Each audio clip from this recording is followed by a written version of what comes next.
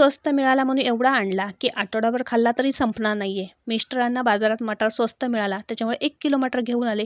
म्हटलं एवढा मटार कशाला आणला? मटार बघून डोक्याला हात लावून बसले. म्हटलं आठवडाभर खाल्ला तर आपल्याला संपणार नाही आहे. तर म्हणतात छान अशी काहीतरी रेसिपी कर. म्हटलं चला बटाटे वडे न खाणाऱ्यांसाठी हा खूप छान असा ऑप्शन आहे. मग इथे मटार मी सोलून 5 ते 7 मिनिटं गरम पाण्यात उकळून घेतले. पुन्हा त्यातलं पाणी काढून मटार थंड करून घेतले. ते मिक्सरच्या जारमध्ये टाकले. त्याच्यामध्ये 5-7 लसणाच्या पाकळ्या, 3 हिरव्या मिरच्या आणि कोथिंबीर टाकली आणि मिक्सरला ते वाटून घेतलं.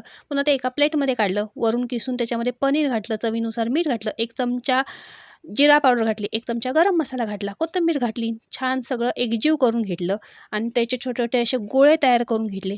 ते गोळे बाजूला ठेवले. पुन्हा एका बाउलमध्ये 1 वाटी बेसन घेतलं, चवीनुसार मीठ घातलं, हळद घातली आणि हातावरती चोळून ओवा घातला आणि पाणी टाकून त्याचं बॅटर तयार करून घेतलं. हे गोळे एक-एक करून त्या बेसनमध्ये बुडवून तेलामध्ये फ्राय करायला ठेवले आणि छान असे आपले मटार वडे तयार झालेले आहेत. आतून सॉफ्ट आणि वरून क्रिस्पी आणि हा एक बाईट खास तुमच्यासाठी.